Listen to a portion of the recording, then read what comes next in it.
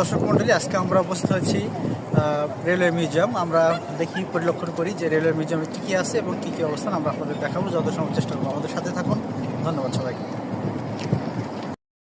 আমরা উপস্থিত হয়েছি আজকে কাওয়াসাকি রেলওয়ে মিউজিয়াম, জাপান শহরে অবস্থিত, জাপানের কোবেতে। তো এটা সম্মুখ দৃশ্য আর কি। খুব সুন্দর রং বেরঙের ফুল আমরা দেখতে পাচ্ছি।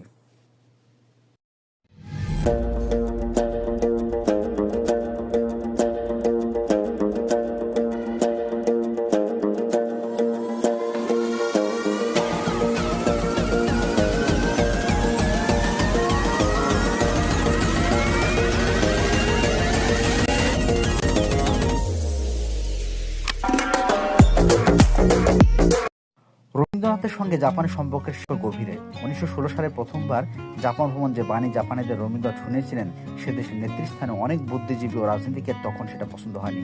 ফলে আপ্যায়ন জানিয়ে জাপান নিয়ে আসার ঠিক পরপরই রবীন্দ্রনাথকে অবজ্ঞা করা এক ধরনের মনোভাব জাপানের এক শ্রেণীর বুদ্ধিজীবীর মধ্যে টানা বেঁধে ওঠে।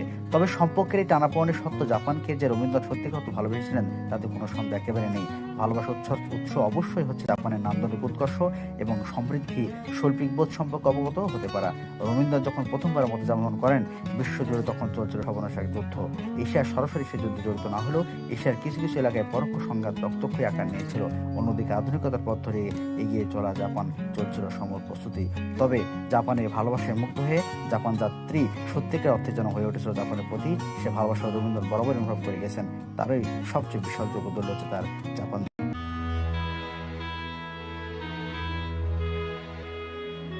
Kawasaki heavy industries limited. Kawasaki হলো একটি জাপানি পাবলিক বৈদ্যুতিক কর্পোরেশন, যা মোটরসাইকেল ইঞ্জিন, ভারী যন্ত্রপাতি, বায়ু, মহাকাশ ও সামরিক যন্ত্রাংশ, রোলিং স্টক এবং জাহাজ উৎপাদন করে। এর সদর দপ্তর জাপানের কোবে ও মিনাতোতে টোকিওতে অবস্থিত। এছাড়াও এটি শিল্প, robot, gas turbine, pump, boiler ও অন্যান্য শিল্প পণ্য উৎপাদন সক্রিয়। কোম্পানিটির নাম এবং প্রতিষ্ঠাতা কাওয়াসাকি সোজোর অনুকরণ করা হয়েছে কেএসআই, মিৎসুবিশি হেভি ইন্ডাস্ট্রিজ ও আইসি এর সাথে জাপানের তিনটি মুখ্য ভারী শিল্প উৎপাদনকারী হিসেবে পরিচিত। দ্বিতীয় বিশ্বযুদ্ধের আগে কেএসআই কোবে কাওয়াসাকি জাইবাতোসার অংশ ছিল, যার মধ্যে কাওয়াসাকি স্টিল ও কাওয়াসাকি কিচেন অন্তর্ভুক্ত ছিল। সংঘাতের পর কেএসআই ডিকেবি গ্রুপের অংশ হয়। দ্বিতীয় বিশ্বযুদ্ধের সময় কাওয়াসাকি কি-61 এর মতো যুদ্ধ বিমানে একটি প্রধান নির্মাতা ছিল, যা অনেক মার্কিন বিমান কর্মীকে হত্যা করে। ঠিক তারপরে তারা যুদ্ধ বিমান থেকে উচ্চ গতির মোটরসাইকেল থেকে বায়ু গ্রহণ প্রস্তুত করে। 1947 সালে সরকার একটি নতুন জাহাজ নির্মাণের সূচনা চালু করে ও কাওয়াসাকিকে মুনাফা বৃদ্ধি করে এবং কোম্পানিকে পুনরুদ্ধার করতে সহায়তা করে। 1960-এর দশকের শেষের দিকে 1970-এর দশকে কাওয়াসাকি জাহাজ নির্মাণ ও শিল্প থেকে সরে আসতে শুরু করে ও তার কোম্পানি কাওয়াসাকি কোম্পানি মূলত সোজো কাওয়াসাকি নাম অনুসারে হয়ে থাকে। সোজো কাওয়াসাকি 1836 সালে জন্মগ্রহণ করেন। অল্প বয়স থেকে সামুদ্রিক শিল্পের সাথে জড়িত ছিলেন। তিনি দুটি বিদেশি ব্যবসায়ী বিপর্যয়ের সাথে জড়িত থাকলে জাহাজের আধুনিকরণের ফলে বেঁচে যান, যা জাপানি জাহাজ শিল্পের জন্য প্রযুক্তিগত উদ্ভাবন তৈরির সিদ্ধান্তের দিকে পরিচালিত করে। 1878 সালে ব্যবসার খোঁজার জন্য সংগ্রাম করার পর তিনি প্রথম অর্ডার পান। এটি শিল্পে কোম্পানিটির সূচনা হিসেবে চিহ্নিত। 1886 সালে কাওয়াসাকি ব্যবসায়ী টোকিও থেকে হায়োগোতে স্থানান্তর করে। এটি তার কোম্পানির দেওয়া অর্ডারে উত্থান ও কাওয়াসাকি ডকইয়ার্ড নামে পরিবর্তনের জন্য সুযোগ দেয়। 1894 সালে চৈনিক জাপানি যুদ্ধের সময় জাহাজের চাহিদা বেড়ে গেলে নতুন উন্নতি company Kawasaki dockyard company limited হিসেবে প্রকাশ আসে। কোজিরো মাতসুকাকে কোম্পানির প্রথম প্রেসিডেন্ট হিসেবে ঘোষণা করা হয়। 1906 সালে একটি নতুন কারখানা খোলার পর কাওয়াসাকি তার পণ্যগুলোকে বৈচিত্র্যময়ভাবে বানাতে শুরু করে।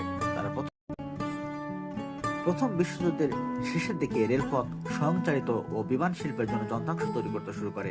যুদ্ধের পরে 1912 সালে মিত্র বাহিনীর অস্ত্র সীমাবদ্ধতা চুক্তির সাথে সাথে কাওয়াসাকি জাহাজ নির্মাণ শুরু করে। কাওয়াসাকি জাহাজ নির্মাণ একটি বিশাল পতনের সম্মুখীন হয়।